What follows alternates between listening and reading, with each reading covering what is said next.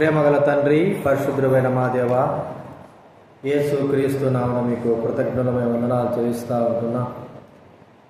ఈరోజు మీ పాసంలోకి చేరి మీ బిడ్డలమే మేము వచ్చి ఉంటున్నాం. ఈ దినము మాకెంతో శుభకరమైన దినము. మీ వాక్యము, మీ మాటలు, నిత్య జీవిత మాటలు వినేటువంటి అవకాశం తండ్రి, నిత్య జీవ మార్గం యొక్క మాటల అవకాశం మాకు అనుగ్రహించేందుకు స్తోత్రాలు చెల్లిస్తూ ఉంటున్నాం. ఈరోజు ఈ లోకానికి ఎందుకు వచ్చారు, ఎందుకొరికే చనిపోయారు, ఎందుకొరికే తిరిగి లేచారు అనే సత్యము దైవబిడ్డలందరూ కూడా ఉన్న వారందరూ కూడా గ్రహించుటకు, మిమ్మల్ని సొంత రక్షకుడుగా అంగీకరించుటకు, తమ హృదయాల్లో యేసుక్రీస్తు రక్షకుడుగా, ప్రభువా పాపుల రక్షకుడుగా, దేవుడుగా అంగీకరించుటకు అనుగ్రహించండి. దైవ వాక్యం ద్వారా మీరు మాట్లాడవలసి మనం చేస్తుంటున్నాం. సహాయం చేయండి. వినగల చెవి, గ్రహించగల మనసు దయచేయండి. ఆలోచన తలపులన్నిటి కూడా ప్రభు తొలగించండి. నిద్రామత్తు బాధ తొలగించండి. కొంత సమయం మీ సమయంలో ఉండడానికి అనుగ్రహించవలసి మనవి చేస్తూ కృతజ్ఞతమైన వందనాలు చెల్లిస్తూ యేసు ప్రభు నామమున ప్రార్థించి వేడుచున్నాము తండ్రి. దేవుని వాక్యంలో నుంచి ఒక మాట చూసుకుందాం. 9 అయింది కదా, ఒక అరగంట లోపల మనము చూసుకొని ముగించుకుందాం. మత్తయి రాసిన సువార్త 28వ అధ్యాయం. మత్తయి రాసిన సువార్త 20. అక్కడే బైబిల్ ఉంటాయి చూడండి. బైబిల్ పైన ఉన్నాయి, పైన పక్క అది మత్తయి సువార్త 28వ అధ్యాయం 4వ వచనం 5వ వచనం నేను చదువుతాను, వినండి. మత్తయి సువార్త 28వ అధ్యాయము 4వ వచనం 5వ వచనం నేను చదువుతాను. బైబిల్ వెనక నుంచి 30వ పేజీ 4 చదువుతా, వినండి. అతనికి భయపడుట వలన కాళ్ళు వారు వణికి చచ్చిన వారి వలె నుండి దూత ఆ స్త్రీలను చూచి, మీరు భయపడకుడి, సిలువ వేయబడిన యేసును మీరు వెతుకుతున్నారని నాకు తెలియను. ఆయన ఇక్కడ లేడు, తాను చెప్పినట్టే ఆయన లేచి ఉన్నాడు. రండి, ప్రభువు పండుకొనిన స్థలము చూచి త్వరగా వెళ్ళి ఆయన మృతులలో నుండి లేచి ఉన్నాడని ఆయన శిష్యులకు తెలియజేయుడి. మృతులలో నుండి లేచుట అనేటువంటి మాట మనం చూస్తుంటున్నాం కదండి. మృతుల్లో అంటే అర్థం ఏమిటి? చనిపోయిన వారు లేపబడుట అనేటట్టు. ఏదైనా మనం వచ్చింది ఎందుకడికి? ఎవరు చనిపోయింది మీ బంధువుల్లో? పెద్ద ఆయన, యవనస్తుడు, మగ ఆయన, ఆయన చనిపోయినాడు. ఆయన కొరకు మీరేం చేస్తున్నారు? వచ్చి నిద్ర చేయాలి. కారణం ఏమిటి? ఏదో నిద్ర చేస్తే మన ఆచారాలు ఉంటాయి కదా, పద్ధతులు ఉంటాయి, ఏదైనా దోషాలు ఉంటే పోతాయి అనేటువంటి తలంపు. మంచిదే, కాదని చెప్పడం లేదు దానికోసము. అయితే ఇక్కడ చెప్పబడిన మాట ఏంటంటే, యేసు క్రీస్తు వారి యొక్క మరణమును గురించి చెప్తున్నాడు.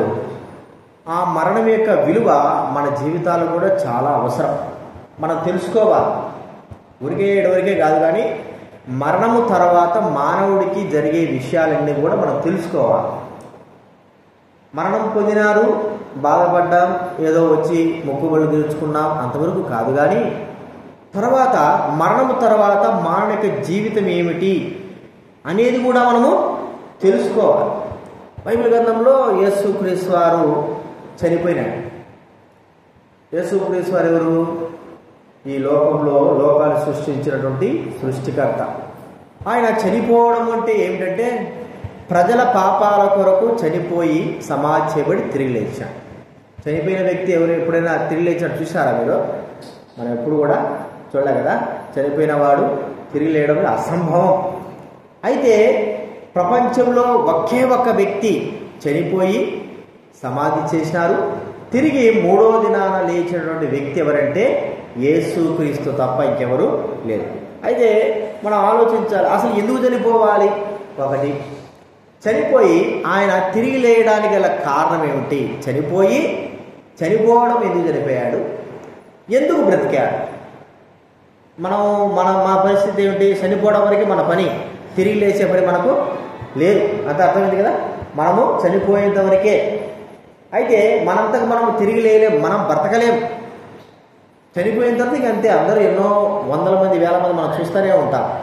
కానీ యేసుక్రీస్తు వారు మాత్రం చనిపోయాడు, ఆయన చెప్పినట్టు 3వ దినాన లేచాడు. అసలు ఎందుకు చనిపోయినాడు అనేది మనకు గుర్తుకు రావాలి. ఆయన ఎందుకు ఈ లోకంలో చనిపోయాడు? దైవ గ్రంథంలో యేసుక్రీస్తు వారు చెప్పిన మాట ఏంటంటే, చూడండి బైబిల్ గ్రంథంలో నేను చదువుతా వినండి. యోహాను సువార్త 11వ అధ్యాయం, బైబిల్ వెనక నుంచి 91వ పేజీ. బైబిల్ వెనక నుంచి వెనక్కి వెళ్ళిపోండి.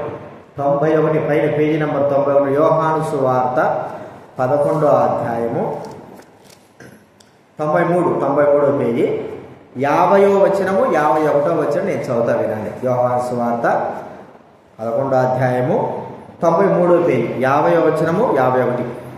మీకేమీ తెలియదు, మన జనమంతయు నశించిపోకున్నట్లు ఒక మనుష్యుడు ప్రజల కొరకు చనిపోవుట మీకు ఉపయుక్తమని మీరు ఆలోచింపరని వారితో చెప్పెను. 52వ వచనం కూడా చదువుతా. యేసు ఆ జనము కొరకును ఆ జనము కొరకు మాత్రమే గాక చెదిరిపోయిన దేవుని పిల్లలందరూ ఏకముగా సమకూర్చబడుటకును చావనై ఉన్నాడని ప్రవచించెను. యేసు ప్రభువారు ఎందుకొరకై చనిపోయినాడంటే ప్రజలందరూ చనిపోకోకుండా ఉండడానికి ఆయన చనిపోయినాడు. అర్థమైందా మీకు? ఇప్పుడు మనమందరం కూడా చనిపోకోకుండా ఉండడానికి కొరకై ఆయన చనిపోయాడు. అంటే ఒక మాట చెప్పుకోవాలంటే మనకు బదులుగా యేసు ప్రభువారు చనిపోయినాడు. ఏమిటి మనకు బదులుగా చనిపోవాల్సిన అవసరం ఏమిటి? ఎందుకు మనము చనిపోయేటువంటి ఆ పరిస్థితి మానవుడి జీవితంలో? ఇప్పుడు మరణం వస్తుంది, మనకు ఒకటే తెలుసు, పుట్టినవాడు చచ్చిపోక తప్పదని మనకంతా అదొక్క సూత్రమే మనకు తెలుసు. మనం చెప్పేది పెద్దలని చెప్పేది అదే, పుట్టినోడు ఎప్పటికైనా సస్తాడయ్యా అతడికి.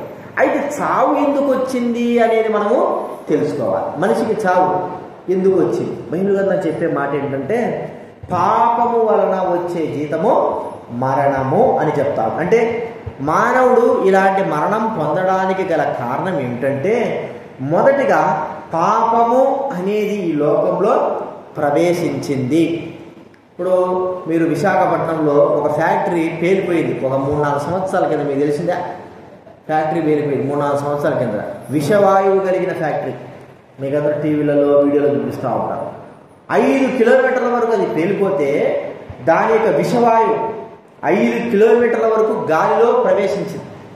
గాలిలో ప్రవేశిస్తే ఆ ఉదయకాలంలో పేలిపోయింది. అది ఉదయకాలంలో అందరూ పల్లెటూరు వాళ్ళు కదా, బాత్రూమ్ పోయే వాళ్ళు లేదా రోడ్లు తిరిగే వాళ్ళు ఏమంటే ఆ గాలి పీల్చుకున్నారు అంతే.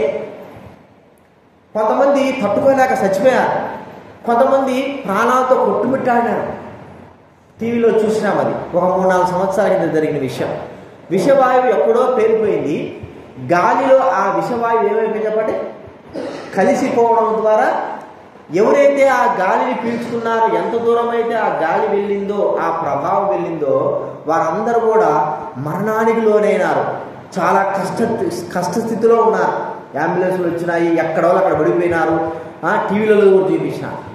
అంటే కలిసిపోయిన విషవాయువు ఎప్పుడైతే మనకు కనబడలేదు కానీ దాన్ని ఎప్పుడైతే పీల్చుకున్నారో వారు మరణానికి లోనైనారు. ఇప్పుడు మానవుడు కూడా మరణానికి లోనవడానికి, మరణం పొందడానికి గల కారణం ఏమిటంటే మానవుని యొక్క పాపము. పాపమును బట్టి మానవుని యొక్క జీవితము మరణానికి లోనవుతా ఉంది అని బైబిల్ గ్రంథం సెలవిస్తాము. పాపమును బట్టియే. మరి ఈ పాపము ఒకరిలో కాదు కదా, సకల ప్రజలలో ఈ పాపం అనేది వ్యాపించి ఉన్నది. సకల ప్రజలలో భేదం లేదు. చిన్నలని, పెద్దలని, వృద్ధులని, యవనస్తులని, అందరిలో భేదం లేకోకుండా ఈ పాపం అనేది ఏముంది, వ్యాపించేసి ఉన్నది. దీనిని బట్టి మానవ యొక్క జీవితము ఏమైపోతుందంటే నశించిపోతా ఉంది. ఎందుకు, ఎలాంటి పరిస్థితి నశించిపోతుందంటే పాపం వల్ల వచ్చు జీతము మరణం. అంటే అర్థం ఏమిటంటే, మరణం అంటే మనకు అర్థం ఏమిటి, ఈ జీవులు చనిపోయిన ఆయన పేరు ఏం పేరు, సుభాష్. ఏం పని చేస్తాడు ఆయన? వ్యవసాయం చేస్తాడు కదా. వాళ్ళ భార్యలు వాళ్ళ పిల్లలు ఎవరు ఉన్నారా? సుభాష్ గారు కదా భార్య. ఇప్పుడు చూడండి, ఆయనతో కలిసిన జీవితము మనకు బాగా తెలుసు. కొన్ని సంవత్సరాలు తల్లిదండ్రులు కావచ్చు, అన్నదమ్ములు కావచ్చు, కలిసి ఉన్నారు. చనిపోయిన తర్వాత ఎడబాటు జరిగింది. అర్థమైంది మీకు? ఎడబాటు జరిగిందంటే అర్థం ఏమిటి, ఆ వ్యక్తి ఇక్కడ లేడు. శరీరం ఉంది, మట్టి శరీరం అనేది ఉంది, అది ఎడబాటు జరిగిపోయింది. ఎడబాటు అంటే అర్థం ఏమిటి, విడిపోవడం. సుభాష్ గారి భార్య కానీ తల్లిదండ్రులతో కానీ తాను ఇక్కడ ఉన్నటువంటి వారితో కానీ ఆయన చనిపోయినాడు.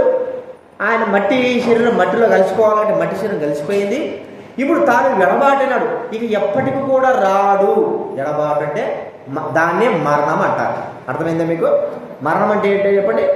ఎడబాటు. ఒక మనిషి చనిపోతే భూలోకంలో ఇక వాళ్ళ ప్రియులకు కానీ తల్లిదండ్రులకు కానీ ఇక ఆ వ్యక్తికి భూలోకానికి సంబంధము లేదు. అదే ఎడబాటు, దాన్నే మరణం అంటారు. మరి దేవునితో ఎడబాటు కలిగి ఉండడమే మరణం అంటారు. దేవునితో ఎడబాటు. ఒక మానవుడు పాపం వలన చనిపోతున్నాడు అంటే అర్థం ఏమిటంటే దేవునితో మానవుడు ఎడబాటు చేయబడుతుంటున్నాడు. మనమందరం కూడా దేవుని దగ్గర వెళ్ళాలని ఆశ కదండి. దేవుడు అంటే మనకి ఎంతో ఇక్కడ విన్నాను.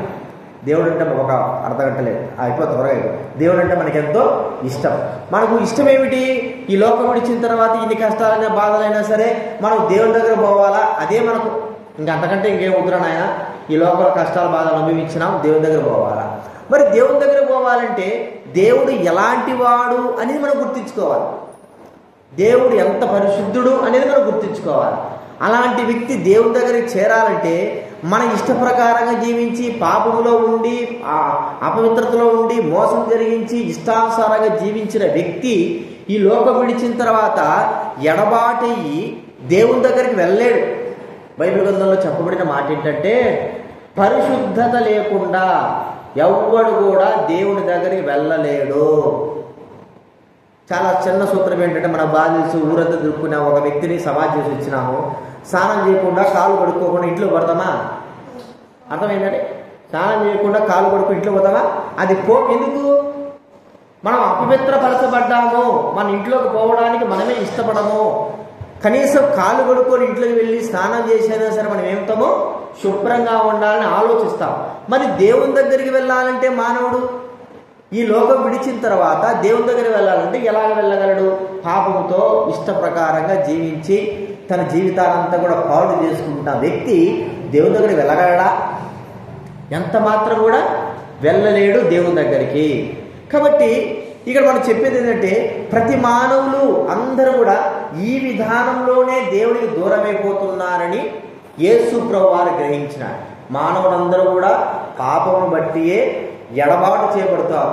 దేవునికి మానవునికి మధ్య మన యొక్క పాపం ఉంది కాబట్టి మనము దేవుని చేరుకోలేకపోతున్నాము. దీనినే మరణము అంటారు. ఇప్పుడు మనకందరికి ఆశ దేవుని దగ్గరికి వెళ్ళాలి. మరి ఈ పాపముతో మనం ఇలాగే ఉంటే దేవుని దగ్గరికి వెళ్ళలేము కదా. అందుకే యేసుక్రీస్తు వారు ఏం చేశాడంటే మన పాపము కొరకై, మనందరి పాపముల కొరకై యేసుక్రీస్తు వారు ఒక్కడు మన పక్షాన చనిపోయినాడు. ఇది మనం ఒకసారి ఆలోచించాలి. ఆ ఒక వ్యక్తి మన పక్షాన మనందరి పాపముల కొరకై యేసుక్రీస్తు వారు ఈ లోకంలోకి వచ్చి మానవుల కొరకు చనిపోయినాడు. ఎందుకు చనిపోయినాడంటే మానవుడు దేవునికి దూరం కాకూడదు. మానవుడు దేవునికి దూరం కాకూడదు, ఎప్పటికీ దూరం కాకూడదు. మనం అనుకుంటాము ఈ భూలోకంలో ఎవరు చూసినారులే అనుకుంటాం, కానీ దేవుని సత్యాలు ఇక్కడ బోధింపబడుతుంటున్నాయి. మనం ఖచ్చితంగా ఒక దినాన చూస్తాం. దేవునికి దూరమైపోక మునిపే మన జీవితాన్ని సరిచేసుకొని మనము నిజంగా నిత్య జీవులు నడవాలి. ఎందుకు దేవుడు ఈ భూలోకంలో దైవబడిన వారు పెట్టేది, మంచి మార్గం బోధించే చెప్పేది ఎందుకు? మీరు చెడు మార్గంలో ఉండకూడదని అనేకమైన వారు చెప్పేది ఎందుకంటే మానవుడు పాపముతో ఉంటే దేవుని దగ్గరికి వెళ్ళలేడని తెలిసి ప్రజలను మంచి మార్గం నడిపించడానికి కొరకై దేవుని వాక్యమును ప్రజల కొరకై ఆయన వినిపిస్తుంటున్నాడు. ఇది నా ఒక్కసారి ఆలోచించు. పాపముతో మానవుడు దేవుని దగ్గరికి వెళ్ళలేకపోయాడు. బైబిల్ గ్రంథంలో మీకు ఒక చిన్న మాట చెప్పేస్తే ముగించేస్తాను. నిజంగా జరిగిన విషయం యేసు ప్రభు వారు ఒక మాట చెప్పాడు. ఆయన చెప్పిన ఏ మాట అయినా సరే సత్యం, అది తిరుగులేదు దానికి. ఆయన ఏమన్నాడంటే నిజంగా మీరు పరలోకం ఉంది నరకలోకం ఉందా మాకు చూపించని అడుగుతున్నారు కదా. నరకానికి వెళ్ళిన వాడు పరలోకానికి వెళ్ళిన వారి గురించి నేను చెప్తాను వినండి. నిజంగా వారు అన్నారని. ఒక ఊళ్ళో ధనవంతుడు అనేవాడు జీవిస్తున్నాడు, వాని పేరు రాయబడ. రెండో వాడు లాజరు అనేటువంటి ఒక దరిద్రుడు జీవిస్తున్నాడు. ఇది నిజంగా జరిగిన సత్యం. జీవిస్తే యేసులో చెప్పిన మాట. వారు చెప్పినప్పుడు అన్నాడు, ఈ ధనవంతుడు లాజరుని ఇద్దరు ఒక ఊరిలో ఉన్నారు. ఈ ధనవంతుడైన వాడు తనకున్న ధనాన్ని బట్టి, తనకున్నటువంటి ఆస్తిని బట్టో, లేకపోతే తనకున్నటువంటి ప్రజలను బట్టో తన ఇష్ట ప్రకారంగా జీవించినాడు. ఇష్టప్రకారంగా జీవించి, ఇష్టప్రకారం అంటే అర్థం ఏంటి చెప్పండి? మన పిల్లలు చిన్నపిల్లలు ఏమవసరైన వారు ఇష్టంగా తిరగాకురా అంటాం. తాగుడు గలవాటు అవుతారు, బీడీలు గలవాటు అవుతారు, పాపానికి గలవాటు అవుతారు, ఇష్టం వచ్చి తిరుగుతారు, చెడు జీవితం జీవిస్తూ ఉంటారు. ఇది ఇష్ట ప్రకారంగా జీవించే ఎంజాయ్ అంటారు. కానీ అదంతా కూడా నష్టానికి కాదు. మనకు తెలుసు కదా, మన యవనస్తుల పిల్లలైన వారు జీవించే విధానం అది ఇష్టమే. వాడు ధనవంతుడైన వాడు ఇష్ట ప్రకారం జీవించాడండి. దేవుడు లేదు, ఏమీ లేదు. దేవుడు అన్నాడు, దేవుడు ప్రజలతో చెప్పేవాడు, అరే మంచిగా నీ జీవితం మార్చుకోరా, నువ్వు ధనం కలిగి ఉన్నావని నీ ఇష్ట ప్రకారం జీవించాకురా, బాగుంటారంటే వాడు నాకు ధనం ఉంది కదండి, తాగి తందనాలు వేసి ఇష్టం వచ్చినట్టు చేసి వాడి ఇష్టానుసారం జీవించాడు. కానీ దేవుడు మౌనంగానే ఉన్నాడు. అతని ఇంటి దగ్గరే ఒక లాజరు వాడు ఉన్నాడు. వాడి శరీరం అంతా కూడా పురుగులతో నిండి ఎంతో బాధతో బీదవాడుగా ఉన్నాడు. ఒక రోజున వాడు కూడా యేసు ప్రభువునందు విశ్వాసం ఉంచినాడు. దేవుని మార్గాలు నడుచుకోవాలి నేను. నిజంగా జరిగిన విషయం, ఉత్తుత మాటలుగా నేను చెప్పేది నిజంగా జరిగిన విషయం. వాడు తన జీవితాన్ని మార్చుకున్నాడు. డబ్బు మార్చలేదు, తన శరీరం మార్చుకోలేదు, కానీ తన గుణలక్షణాలను, తన జీవితాన్ని, పాపపు జీవితాన్ని మార్చుకున్నాడు. ఒరే ఇప్పటి నుంచి నేను మూర్ఖంగా అపవిత్రంగా జీవించకూడదు, నా జీవితాన్ని నేనేం చేయాలా, జాగ్రత్తగా గడపాలా అని తాను ఎంత బీద స్థితిలో ఉన్నా కూడా దేవుడిని విశ్వాసం ఉంచాడు. మరణం అనేది మనకు అందరూ తెలుసు కదా, పెద్దోడైనా చిన్నోడైనా అందరూ ఏం కావాలి, ఒక దినాన చనిపోవాలి. వీళ్ళిద్దరు కూడా చచ్చిపోయారట. ఒక దినాలు చచ్చిపోయారో రోజు మార్చి రోజు చనిపోయారో తెలియదు. మొత్తానికి మాత్రం ఇద్దరు ఒకటేసారి చనిపోయినారు. ధనవంతుడు చచ్చిపోతే ఎట్లుంటుంది చెప్పండి, అట్టహాసంగా ఉంటుంది కదా. తప్పెట్లు కొడతారు, పటాకులు వెలుస్తారు, బాగా ఎంతో వైభవంగా. ఇంకా ఎక్కువ మాట్లాడితే చెప్పండి, చిల్లర కదా, 2 రూపాయల చిల్లరలు, 3 రూపాయల చిల్లరలు ఏం చేస్తారు చెప్పండి. శవం వెంట పాడ వెంట ఏం చేస్తారు, చల్లుకుంటా వెళ్తారు. బాగా ఎంత మంచిగా వీని చచ్చిపోయినా కూడా వాడి జీవితం ఏం కావాలా, బాగా అట్టహాసంగా ఉండాలని అట్టే చేశాడు. ఈ లాజరు వాడు చచ్చిపోతే ఎవరు పట్టించుకోలేదు. సరే ఎవరో గ్రామస్తులు వచ్చి ఏం చేశారంటే, మరి వీడు చనిపోయాడు కదా, తీసుకొని గుర్చిపెడతామని ఇద్దరిని గుర్చిపెట్టేశాడు. జరిగిన సత్యం ఏమిటంటే, లాజరు అనేవాడు చచ్చిపోగానే దేవుని దూత వచ్చి, నిజంగా జరిగిన విషయం ఎందుకు రబ్బా దేవుని దూత వచ్చిందంటే, లాజరు తన చెడు మార్గాలను విడుచుకున్నాడు. అసూయపడలేదు, డబ్బు కావాలని లేదు, లేదా ఇష్టం వచ్చిన జీవించలేదు. తన జీవితాన్ని, తన మనస్సును, తన హృదయాన్ని మార్చుకున్నాడు లాజరు. మార్చుకొని నీతిగా, సత్యంగా జీవించాడు. జీవించినప్పుడు దేవుడు కొరకు జీవించాడు కాబట్టి దేవుడు పంపించాడు, లాజరు చచ్చిపోతున్నాడు, నువ్వు పోయి ఏం చేయాలా, అతని ఆత్మను తీసుకురాపో అని దేవదూత చెప్తే వెళ్ళి దేవదూత ఆ ఆత్మను, లాజరు చచ్చిపోతే ఆ వ్యక్తిని తీసుకొని పరలోకానికి వెళ్ళిపోయాడు. రెండో వాడు చచ్చిపోయాడు కదా ధనవంతుడు సామంగానే కళ్ళు తెరిచి, ఇక్కడ కళ్ళు మూసి కళ్ళు తెరవంగానే ఎక్కడున్నాడంటే, తన పాపాలను బట్టి మరణం అనేది మనం తెలుసుకున్నాం కదా, మరణము అనేది, ఆ మరణము అనేటువంటి స్థలం ఏమిటంటే నరకం. మనకందరూ తెలుసు, కొంతమంది హిందువులు కూడా తెలుసు. అదేమంటారు, అగ్నిగుండం ఏమంటారు, అదే యమధర్మరాజుని ఆ గుండాలు ఏమంటారు శిక్షించే స్థలాన్ని ఏమంటారండి? మేమంటే నరకం అంట, మీరు యమధర్మరాజు అంటే అది వేరు. మరణం లేకపోతే శిక్షించే స్థలం అనుకోండి, పాపము బట్టి మానవుని శిక్షించే స్థలం. ఆ స్థలంలోకి వెళ్ళిపోయినాడు. కళ్ళు మూసి తెరిచేశారు. అక్కడ ఆ స్థలంలో ఎలా ఉందంటే, బైబిల్ గ్రంథంలో లూకా సువార్త 16వ అధ్యాయంలో వ్రాయబడింది ఈ మాట. ఆ స్థలంలో ఈ ధనవంతుడు కేకలేస్తున్నాడంట. కేకలేసి, ఓ ప్రభువా నన్ను రక్షించు ప్రభువా అంటే, దేవుడు అంటున్నాడు, ఎందుకు నిన్ను రక్షించాలి? నీ జీవితంలో ఏ దినానైనా సరే ఒక వ్యక్తికి సాయం చేసినావా? నీ జీవితంలో ఇంత దుర్మార్గంగా ప్రవర్తించినావే? నీ జీవితంలో తాగుడు ఎక్కువైపోయింది, ఇష్ట ప్రకారం జీవించినావే? ఏ దినానైనా సరే దేవుడు అనే మాట నీ జీవితంలో వినపడిందా? ఏ దినానైనా సరే దేవుడు ఉన్నాడు అనే మాట నువ్వు ఆలోచించినావా? నీ జీవితాంతము తాగి లేకపోతే సంతోషించు బతికినావు. ఈ దినాన నీ పాపాలే నిన్నేం చేసినాయి, పట్టుకొని నరకానికి తీసుకుని వెళ్ళినాయి. ఆ ధనవంతుడు అంత వేదన పొందినాడంట. అంటే పాప పరిశుద్ధత లేకుండా వ్యక్తి దేవుని దగ్గరికి వెళ్ళలేడు అని చెప్పడానికి యేసు ప్రభు చెప్పిన నిజమైనటువంటి మరి చరిత్ర అనేది మనం చెప్పుకోవాలి. ఇది నాన్న యేసు ప్రభు వారు ఎందుకొరకే చనిపోయినాడంటే కేవలం మన పాపాల కొరకే, ఇంకంతకు మించేం కాదు. మన పాపాలు క్షమింపబడాలా, మనము దేవునితో ఉండాలా. మన పాపాలు క్షమింపబడకపోతే మనము దేవుని దగ్గరికి వెళ్ళలేము. మన పాపాలు మనకు అడ్డుగా ఉంటాయి, మన పాపాలు మనల్ని నశింపజేస్తాయి. అందుకే మానవుడు దేవుని దగ్గర వెళ్ళడానికి కొరకై యేసు క్రీస్తు వారు ఈ లోకంలోకి రావాల్సి వచ్చింది. మానవుని కొరకై, ప్రజలందరి కొరకై మన పాపాలను ఆయన శిలువ మీద మోసుకొని మన శిక్ష, అందరి శిక్ష ఆయన భరించాడు. ఎందుకు భరించాడు? కారణం ఏమిటి? భరించాల్సిన అవసరం ఏమిటి చెప్పండి? మనల్ని సృష్టించాడు కాబట్టి. నేను చిన్నప్పుడు ఇట్లా ఆడుకుంటా అంటే 1992లో బాగా వినాలి, 1992 ఆ సమయంలో, 89 ఆ సమయంలో వీధి లైట్లు ఉంటాయి కదా, వీధి లైట్లు ఏం చేశానంటే ఆడుకుంటూ కోతులు కొడతాను చూసినారా, కోతులు కొట్టానంటే అది తీసుకొని ఏం చేశానంటే వీధి లైట్ బాగా కొడతానా లేదా అని చేసేసి ఆ వీధి లైట్ కొట్టిన పాటును పగిలిపోయింది. సాయంత్రం 6:30 7 గంటలకు ఆ సమయంలో పగిలిపోగానే భయపడిపోయినా, ఒరే ఆయన వీధి లైట్ ఎవరు, మన ఇంట్లో లైట్ బాగా కొడితే ఎవరేమన్నారు? అర్థమైంది మీకు? వీధి లైట్ కొడితే పంచాయతీ లైట్ కదా అది, ఎవరు బాగా కొడితే వాళ్ళు ఏం చేయాలి? కొద్దిగా అరుస్తారు కదా, ఏదో చూస్తే చూడకపోతే అది వేరు. నన్ను చూసి వీడు సుబ్బయ్య సార్ కొడుకురా, వీడు ఒక లైట్ పగలు కొట్టాడని. అది పగిలిన తర్వాత మళ్ళీ ఎలిగి ఆరిపోయింది. మరి ఎలుగుతాది అనుకున్నాను కానీ ఆరిపోయింది. అది లైట్ ఎవడు పోగొట్టినాడు అని విచారం జరిగింది. లేకపోతే ఎవరే సుబ్బయ్య సార్ కొడుకు కొట్టాడు అని. అప్పుడు నేను చిన్నవాడిని, నాకు అప్పుడు 12 సంవత్సరాలు ఏమో ఉంటాయి. చిన్నవాడిని, నేను డబ్బు ఇవ్వగలనా? అది లావుది బల్బు, బాగా మంచిగా ఒక అప్పుడే 600-700 బల్బు, అది 600-700 రూపాయల బల్బు, అది మంచి హెవీ గేజ్ది. అది నేను కట్టగలనా? నాగడ ఉంటుందా? నాగడ లేదు. అప్పుడు ఏం చేశాడు? ఇప్పుడు సుబ్బయ్య సార్ కొడుకురా, ఎవడు కట్టాలా? సుబ్బయ్యనే కొట్టాలా. అర్థమైంది మీకు? నేను చేసిన తప్పుకు ఎవరు కట్టాల్సి వచ్చింది డబ్బు చెప్పండి? ఎవరికి కట్టలే?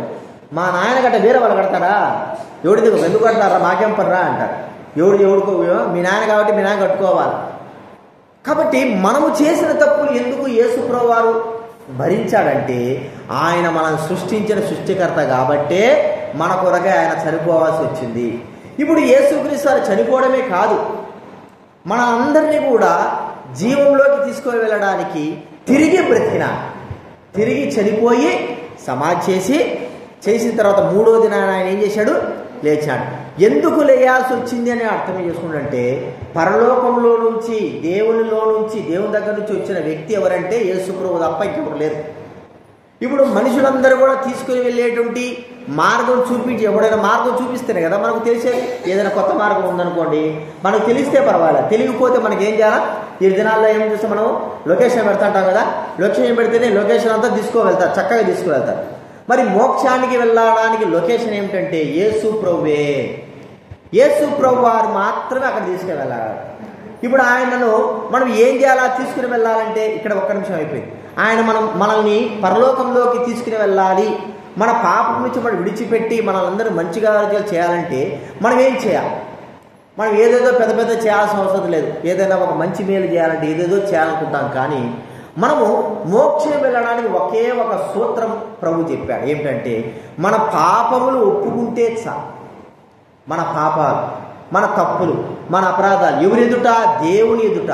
ప్రభువా, నేను పాపిని, నా పాపాలు క్షమించు, నేను నీ దగ్గరికి మోక్షానికి రావడానికి నా పాపాలు అడ్డొస్తున్నాయి, అందుబట్టే నేను నీకు మరి నా జీవితానికి దూరమైపోతున్నాను, నా కొరకు ఈ లోకానికి వచ్చావు, చనిపోయావు, సమాధి చేయబడ్డావు, నేను నమ్ముతున్నాను. ఈ చిన్న మాటలు మన జీవితంలో ఎప్పుడైతే అంటామో, హృదయపూర్వకంగా అంటామో, మనము దేవుని దగ్గరికి వెళ్తాం. ఇదే ఎందుకంటే పాప క్షమాపణ మానవ జీవితాన్ని ప్రభువు దగ్గరికి తీసుకుని వెళ్తాం. ఇంకా అంతకు మించి మనం ఏం చేయాల్సిన అవసరం లేదు. కాబట్టి యేసుక్రీస్తు వారు ఎందుకొరకు ఈ లోకానికి వచ్చాడు? మన పాపాల కొరకే వచ్చాడు, శిలువలో చనిపోయినాడు, సమాధి చేయబడి తిరిగి లేచాడు. మనం చేయాల్సింది ఒకటే ఒకటి, నమ్మకము ఉంచితే చాలు. ప్రభువా, నేను పాపిని, నా పాపాలు క్షమించు అడిగితే చాలు.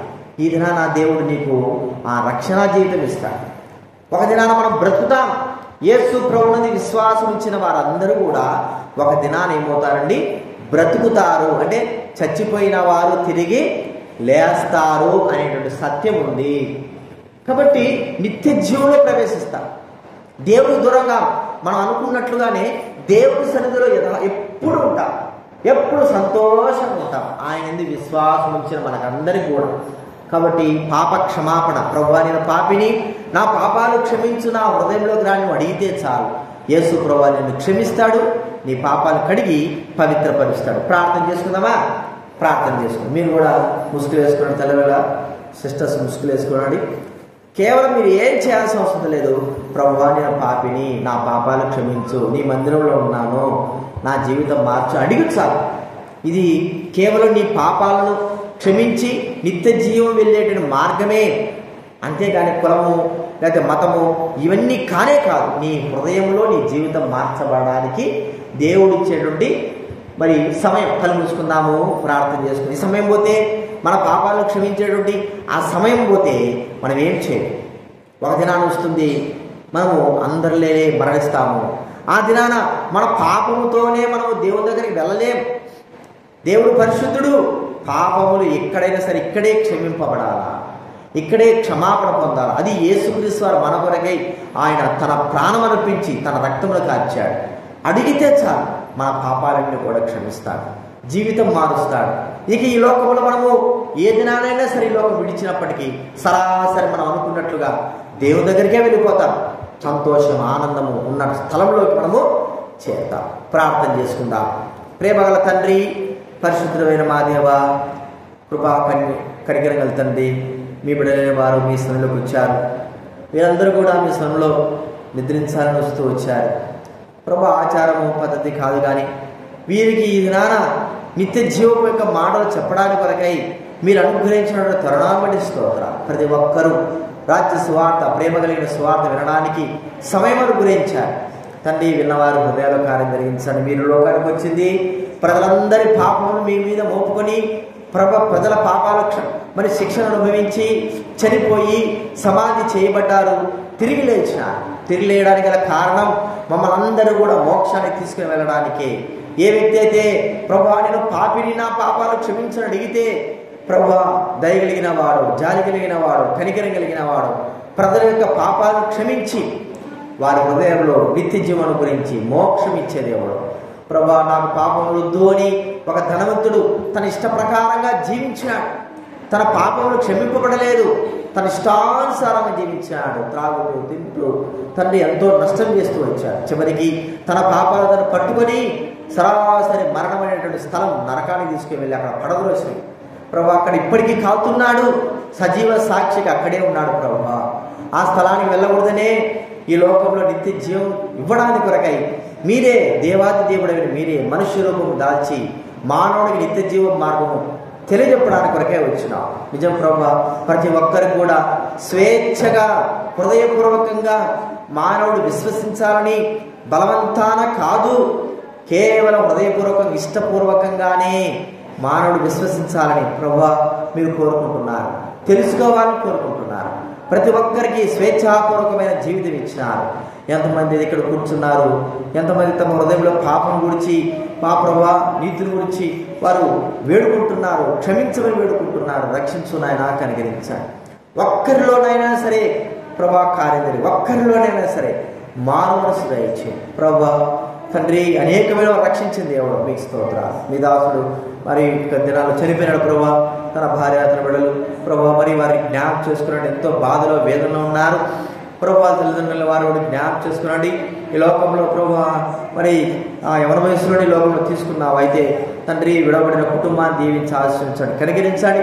మీరు తోడుగా ఉండండి. మీ దాసుడు లేని లోటు మీరు తీర్చండి. ఆరోగ్యతను బిడ్డలు దీవించండి. సోదరుడు కూడా దీవించి ఆశించండి. కుటుంబ సభ్యులు దీవించండి ప్రభా. జ్ఞాపకం చేసుకునండి. మీరే తండ్రిగా, తల్లిగా ప్రభా, దేవుడుగా తనకు ఉండవలసిందిగా మనం చేస్తుంటున్నాం, కనికరించండి. ఈ రాత్రంతా కూడా ఇక్కడ మీరు విశ్రాంతి దయచేయండి, సంధించండి. మారు మనసు పాప క్షమాపణ మీరు దయచేయవలసి మీద వేడుకుంటున్నాం, కనికరించండి.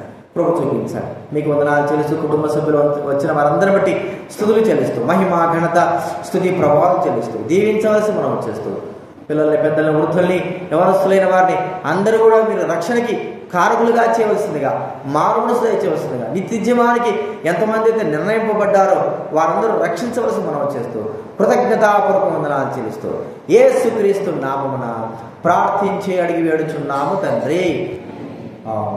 తండ్రి అయిన దేవుని ప్రేమ, యేసుక్రీస్తు వారి కృపయు, పరిశుద్ధాత్మ సహవాసం మరి ఈ కుటుంబాలకి, సోదరి తన యొక్క కుటుంబానికి ఇప్పుడెల్లప్పుడు సదాకాలము తోడయుండుగాక.